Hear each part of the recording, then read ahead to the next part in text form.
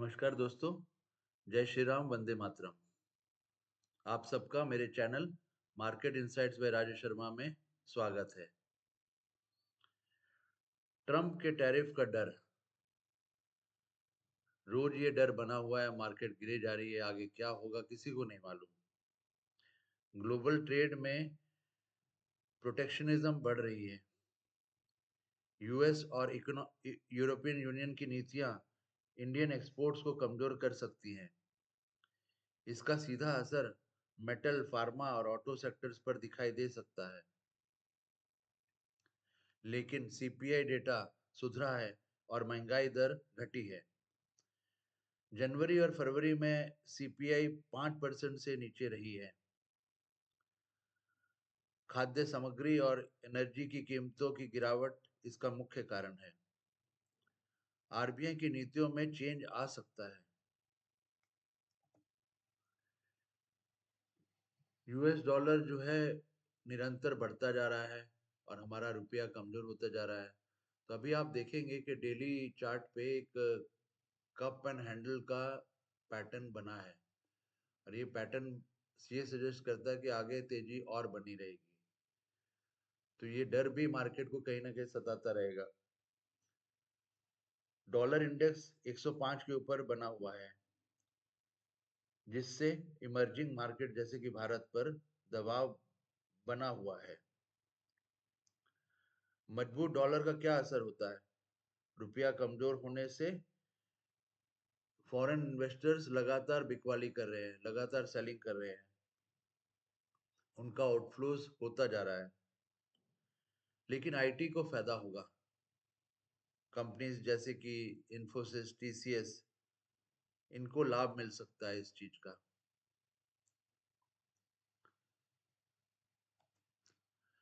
कच्चे तेल में अभी फिलहाल तो कोई कंसर्न नहीं, क्योंकि इसमें गिरावट जारी है और ये नीचे स्तर पर आ गया है। और ब्रेंट क्रूड $80 से $85 प्रति बैरल के बीच ट्रेड कर रहा है। भारत के लिए क्रूड ऑयल का गिरना फायदेमंद है। कम इंपोर्ट बिल आएगा, कम इन्फ्लेशन होगा, परंतु ऑयल कंपनीज के लिए नुकसानदायक है। ओपेक जो नहीं ऑयल प्रोड्यूसिंग जो देश है, ओपेक देशों के प्रोडक्शन कट फैसलों पर नजर रखना आवश्यक है।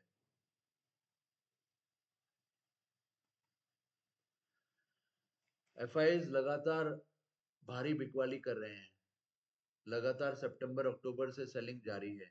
अगर आप देखें तो यहाँ पे ये अक्टूबर मंथ है, ये नवंबर, दिसंबर, जनवरी, फरवरी, तो ये पूरा अब देखिए कितना बिकवाली हुई है फॉरेन इन्वेस्टर्स की। और ये सिलसिला भी मार्च में भी जारी है। 15,000 करोड़ का बिकवाली ऑलरेडी कर चुके हैं इस महीने में। जनवरी में 87,000 करोड़, फरवरी में 59,000 करोड़, मार्च में अभी तक 15,500 करोड़ की सेलिंग कर चुके हैं फॉरेन इन्वेस्टर्स। लेकिन डीआईज गिरावट थामने की कोशिश कर रहे हैं। मार्केट फंड, म्यूचुअल फंड्स और इंश्योरेंस कंपनियां भारी बाइंग कर रही हैं। हर गिरावट पर डीआईज जो डोमेस्टिक प्लेयर्स हैं की नजर बनी हुई है। रिटेल इन्वेस्टर्स का एसआईपी फ्लो अभी भी स्ट्रांग है। तो ये सब खास बातें हैं। अगर आप देखें इस महीने में, मार्च के महीने में पर डे ये सेलिंग हो चुकी है, इतने करोड़ की सेलिंग हो चुकी है। तो 2,000, 2,500, 4,000 करोड़ तो उनके लिए मामूली बात है रोज की सेलिंग करनी। निफ्टी पी रेशियो जो है वो लगातार उसमें सुधार आ रहा है, तो ये एक पॉजिटिव साइन है। देखेंगे जनवरी में आपका देखेंगे तो 21.43 एवरेज था। फरवरी में ये घट के 20.69 आ गया और मार्च में ये और कम होके 20 पे है। तो ये पी रेशियो की वैल्यू कम होना ये मार्केट के लिए सुधार सूचित करता है फ्यूचर के लिए। अभी में भी मार्केट बढ़ता है नहीं बढ़ता ये इसको कोई नहीं पहचान सकता, लेकिन यस मार्केट में ये सिग्नल आया कि पी रेशियो इम्प्रूव हुआ है और 22 से नीचे वैसे भी पी रेशियो अच्छा माना गया है। आप इस चार्ट्स में भी देख सकते हैं, जहां पे भी वो 20 से नीचे है, 18, 12, 17 सब में ग्रीन आपको मार्केट मिलेगा। अगर हम हाईज एंड लोज की बात करें पिछले 7 महीने में, तो जब उसने 27 सितंबर को ऑल टाइम हाई बनाया था क्लोजिंग में 26,178, वहां से लेके हर महीने लगातार वो नया लो बना रहा है और अभी 4 मार्च को उसने एक नया लो बनाया, उस समय से लेके ऑल टाइम हाई से लेके 22,083। तो ये एक गिरता हुआ ट्रेंड है, ये एक डाउनवर्ड ट्रेंड है। ये चार्ट भली भांति आपको एक डायरेक्शन बता रहा है मार्केट का, कि मार्केट ने अभी तक बॉटम नहीं बनाया है। बॉटम से ऊपर उठने का होगा कि अगर पहले इसके पहले वाला जो हाई है उसको क्रॉस कर जाए, फिर उसके पहले वाला हाई को और क्रॉस कर जाए, तब हम मानेंगे कि इसमें तेजी आने की संभावना है। शॉर्ट टर्म ऊपर नीचे तो होता है, लेकिन ओवरऑल ट्रेंड जो है वो नेगेटिव है, डाउन ट्रेंड चला आ रहा है। तो इसमें आपको धैर्य बना के रखना है, क्योंकि मार्केट जो गिरता है वो उठता भी है। पहले भी क्रैशेस आए हैं, पहले भी डाउन ट्रेंड्स आए हैं, लेकिन मार्केट ने उसके बाद में ऑल टाइम हाई भी तो बनाया है। तो अभी आप जो लॉन्ग टर्म इन्वेस्टर्स हैं वो धैर्य रखें, और ट्रेडर्स जो हैं जो दिन के दिन खरीदते हैं फिर बेच देते हैं, वो इस मार्केट से अभी के लिए दूर रहे। आगे हम बताएंगे कि कब मार्केट में ऐसा आ सकता है कि मार्केट आपको बॉटम देके फिर अप ट्रेंड जर्नी स्टार्ट करेगा। अगर हम बैंक निफ्टी फाइनेंशियल रेशियो की बात करें, तो ये पिछले हफ्ते के 2.19 से ये ड्रॉप करके 2.5 के आसपास आ गया है। तो फाइनेंशियल स्ट्रेंथ थोड़ी सी कमजोर हुई है पिछले हफ्तों में, लगातार 3 हफ्ते से बढ़ रहा था, 2.09 से बढ़ के वो 2.19 तक गया, और लेकिन अब जो है इस वीक जो है वो 2.19 से 2.15 पे घट के आ गया है। तो फाइनेंशियल स्ट्रेंथ अभी मार्केट में कमजोर हुई है पिछले हफ्ते के रिस्पेक्ट में। और ये जब तक वैल्यू जो है 2.30 के ऊपर नहीं जाती है, तो इसमें कंसिस्टेंट स्ट्रेंथ का सूचक नहीं मिलेगा। इसलिए आपको वेट करना है, धैर्य रखना है, पेशेंस रखना है, और मार्केट में अगर आप एसआईपीज कर रहे हैं तो एसआईपीज करते रहिए, उसको बंद मत कीजिए, और वेट कीजिए मार्केट के अपवर्ड मूव का। ये फाइनेंशियल रेशियो इसलिए इम्पोर्टेंट है क्योंकि ये निफ्टी में इसका कंट्रीब्यूशन 34.60% है, जो कि बहुत, एक समझ लीजिए कि एक तिहाई के बराबर है।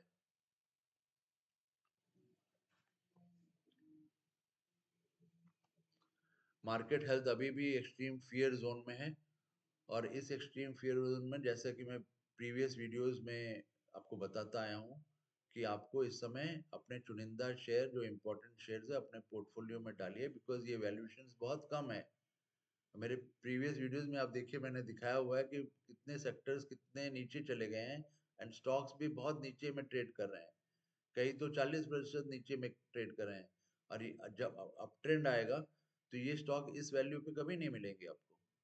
तो जो वाकई में वेल्थ बनाना चाहते हैं, वाकई में इस मार्केट से कमाना चाहते हैं, वो इस समय स्टॉक्स को चुनिए, एनालाइज कीजिए, अपने एडवाइजर से पूछिए, और अपने पोर्टफोलियो में लेके बैठ जाइए, क्योंकि मार्केट जिस दिन भी अप ट्रेंड मूव करेगा, आपको प्रॉफिट ही प्रॉफिट देगा। 40% तो मिनिमम देगा जहां से वो गिरा है, तो उतना तो आपको मिलेगा ही मिलेगा। कहाँ बैंक में, कौन से बैंक में आपको 40% इंटरेस्ट मिलता है?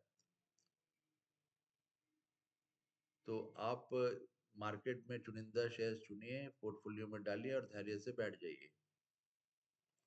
हाँ, लेकिन जिस बिजनेस में आपको इन्वेस्ट करना, उस बिजनेस को पूरी जानकारी लीजिए, उसको पूरा एनालाइज कीजिए, और उस बिजनेस के बारे में पूछिए, बिकॉज आप उसके ग्रोथ स्टोरी में शामिल हो रहे हैं। तो अगर हम पीछे के फैक्टर्स देखें, तो यूएस डॉलर जो है लगातार बढ़ रहा है, तो ये रेड सिग्नल है। क्रूड ऑयल गिर रहा है, ये ग्रीन सिग्नल है। एफआईएस जो सेलिंग कर रहे हैं लगातार, ये एक रेड सिग्नल है। पी रेशियो घट रहा है, ये ग्रीन सिग्नल है। बैंक निफ्टी फाइनेंशियल रेशियो पिछले हफ्ते के बनस्पत कम हुआ है और वैसे भी 2.30 से कम चल रहा है, तो ये रेड सिग्नल है। और overall market health extreme fear zone में है, तो ये रेड सिग्नल है। तो आप इसी से अंदाजा लगा लीजिए कि कितनी वॉलेटिलिटी का मार्केट चल रहा है। कुछ सिग्नल्स अच्छे हैं, कुछ सिग्नल्स वीक हैं। पिछले पास्ट वीक का आप ट्रेंड देखेंगे तो जो एक्सपेक्टेड ट्रेंड था वो वैसे ही रहा है। और आगे क्या ट्रेंड बनने वाला वो हम आगे स्लाइड्स में देखेंगे, आगे वीडियो में देखेंगे। तो ये है हमारा निफ्टी 50 का डेली चार्ट। हमारा जून 24 का ये सपोर्ट जोन है, जिससे नीचे मार्केट ट्रेंड किया है। आप मेरे पिछले सारे वीडियोस देखिए, जिसमें मैंने बताया कि ये ट्रेंड, ये सपोर्ट जोन टूटने के बाद में ट्रेंड अभी डाउनवर्ड है, और ये जोन अब जो है रेजिस्टेंस जोन बन गया है। और आप देख सकते हैं मार्केट ने इस चीज को तोड़ नहीं पाया है। और जब तक इसके ऊपर सस्टेन नहीं करेगा 2 दिन 3 दिन, तब तक आप इसका ट्रेंड बदलने का सिग्नल नहीं मान सकते हैं, क्योंकि मार्केट फिर वहां पे टच करके फिर वापस आ सकता है। तो मार्केट अभी डाउन ट्रेंड में है, वीक है। इस जोन को नहीं तोड़ेगा या ऊपर सस्टेन नहीं करेगा तो समझ लीजिए कि अभी इसमें तेजी नहीं आई है। उसके बाद जो सपोर्ट आता है वो ये है, जो कि इलेक्शन के न्यूनतम स्तर जहां पहुंचा था वहां पे इसका सपोर्ट है। और उसके नीचे में दिसंबर 2023 का सपोर्ट है। तो ये लेवल्स आप नोट कर लीजिए, ये लेवल्स बहुत इंपॉर्टेंट है। मार्केट देखिए, नेक्स्ट जो लेवल जोन है लेवल 21,460, यहाँ के लिए वो तैयारी कर रहा है। डेफिनेटली 100% इसको छुएगा इस साल में, अगले 2 महीने में या 3 महीने में। आप इस पे नज़र बनाए रखिए। और ऊपर में जो जोन मैंने 23,560 का दिया है, जो जोन बनाया हुआ है, उस चीज पे भी ध्यान रखिए। जब तक उसके ऊपर सस्टेन नहीं करेगा मार्केट अप ट्रेंड नहीं है, मार्केट वीक है। मैंने सारे फैक्टर्स आपको समझा दिए हुए हैं। और अगले वीक के लिए जो आपके जो सपोर्ट लेवल्स है और रेजिस्टेंस लेवल्स है वो यहाँ पे दिए हुए हैं। मार्केट 22,552 रुपया 50 पैसे पे क्लोज हुआ था शुक्रवार को, फ्राइडे को। और ये ग्रीन में जो जोन्स लेवल्स मार्क किए हुए ये उसके रेजिस्टेंसेस हैं, और जो पिंक में मार्क किए हुए ये उसके सपोर्ट जोन्स हैं। और मार्केट इसको अच्छी तरह से, आप मेरे प्रीवियस वीडियोस देख लीजिए, अच्छी तरह से इसको ऑनर कर रहा है। इन्हीं सपोर्ट जोन्स के बीच में काम कर रहा है, यहीं से वापस थोड़ा सा टर्न अराउंड आता है और फिर यहीं से ऊपर वाले रेजिस्टेंस से लौट जाता है। तो आप इसको मार्क कर लीजिए अपने शीट्स पे, और पूरे वीक इसको मॉनिटर कीजिए। और डे ट्रेडिंग से मेरी हिदायत है कम से कम दूर रहिए। मार्केट बहुत वॉलेटाइल रहने वाला है मार्च में।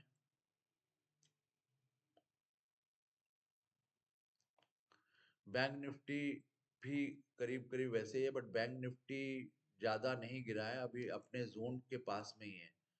जो उसका पहला सपोर्ट जोन है, मार्केट उसी के पास में है। तो मार्केट, सॉरी, बैंक निफ्टी जो है वो निफ्टी से कम वीक है। निफ्टी को फॉलो जरूर कर रहा है लेकिन कम वीक है। बट ये धोखा भी हो सकता है। आपने जैसे पहले देखा कि निफ्टी पहले सितंबर से पहले निफ्टी भागता था, बैंक निफ्टी गिरता था। अभी उल्टा हो रहा है, बैंक निफ्टी ज्यादा नहीं गिर रहा है लेकिन निफ्टी गिर जा रहा है। निफ्टी और हर मंथ में अपना एक नया लो बना रहा है। वैसा केस बैंक निफ्टी के साथ में नहीं है। उसका नेक्स्ट सपोर्ट नीचे आता है, और इसके लेवल्स मैंने बता दिए कि जो पहला सपोर्ट का लेवल है, जो जोन है 48,850, और दूसरा जो है 46,300। इनको मार्क कर लीजिए और इसको ध्यान में रखिए, इनको मॉनिटर कीजिए।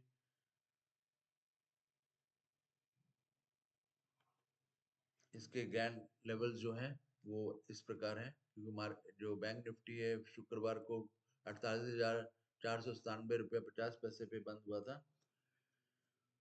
और ये इसके रेजिस्टेंस लेवल्स हैं 90 डिग्रीज, 180 डिग्री, 270 डिग्रीज और 360 डिग्रीज इसके इंपॉर्टेंट रेजिस्टेंस लेवल्स हैं। और सिमिलरली इसके सपोर्ट लेवल्स यहाँ पे नीचे में दिए हुए हैं। इन सबको चार्ट में प्लॉट करके इसको ध्यान से मॉनिटर करिए। अगले हफ्ते का अनुमानित ट्रेंड इस प्रकार रहेगा कि मार्केट डाउनवर्ड ट्रेंड में रहना चाहिए। आप देख सकते हैं ये कोई लेवल नहीं है, ये ट्रेंड का है। वैल्यूज ऊपर नीचे हो सकती हैं और ट्रेंड भी बदल सकता है, बिकॉज अभी ट्रम्प के टैरिफ का भय जो मार्केट में बना हुआ है वो मार्केट उसी वजह से गिर रहा है। और जिस दिन ये डर खत्म हो जाएगा मार्केट अपने आप ऊपर जाएगा। और आप देखिए कि 14 तारीख को होली है, उस दिन छुट्टी है, तो इस दिन सिर्फ 4 ट्रेडिंग डेज है, 10 मार्च से लेकर 13 मार्च तक। और ओवरऑल मेरा मानना है कि मेरा पॉइंट ऑफ व्यू है और कोई रिकमेंडेशन नहीं है कि मार्केट जो है डाउन ट्रेंड में रहना चाहिए।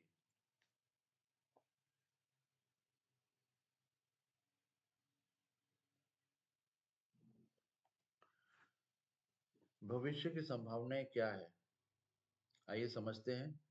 टाइम साइकिल यानी चक्रों के अनुसार 2025 का फर्स्ट हाफ जो है H1 बाजार में अस्थिरता जारी रह सकती है, क्योंकि इंटरेस्ट रेट का प्रभाव दिखेगा। जून जुलाई के बाद कुछ स्थिरता आ सकती है। और 2025 का सेकेंड हाफ जो है H2 इंडियन मार्केट्स में बॉटम आउट के संकेत दिख सकते हैं। यदि यूएस फेडरल रेट्स में कटौती करता है तो इंडियन मार्केट्स को राहत मिलेगी। शॉर्ट टर्म यानी 3 महीने के लिए क्या करना चाहिए? बाजार दबाव में रहेगा लेकिन स्ट्रॉन्ग इंडेक्स में अपॉर्चुनिटी है। फोकस आपका होना चाहिए आईटी, एफएमसीजी और डिफेंस सेक्टर पर। फार्मा पर भी नजर रख सकते हैं। मीडियम टर्म 6 से 12 महीने के लिए भारत का इक्विटी बाजार लार्ज कैप से मिड कैप और स्मॉल कैप की ओर शिफ्ट हो सकता है। लॉन्ग टर्म के लिए 3 से 5 साल 26-27 तक इंडियन मार्केट्स की ग्रोथ निश्चित तौर पर मजबूत होगी। और आपका focus technology, renewable energy, digital India और एआई ड्रिवन कंपनीज पे होना चाहिए। तो क्या निष्कर्ष निकलता है? अभी इन्वेस्टर्स को पेशेंस रखना होगा। टाइम साइकिल के हिसाब से सेकेंड हाफ रिलेटिवली बेटर होगा। गिरते हुए बाजार में भी अपनी एसआईपी जारी रखें, स्ट्रॉन्ग स्टॉक पे फोकस करें और फॉरेन इन्वेस्टर्स की डायरेक्शन और आरबीआई पॉलिसी को मॉनिटर करें। धन्यवाद। मेरे वीडियो के साथ रहने के लिए आपका बहुत बहुत थैंक यू। और अगर ये वीडियो आपको पसंद आया है तो आप इसको लाइक कीजिए, चैनल को सब्सक्राइब कीजिए और अपने दोस्तों के साथ में भी शेयर कीजिए। और ऐसे ही मार्केट इनसाइट्स पे वीडियोस को देखने के लिए आप हमारे साथ बने रहें। धन्यवाद।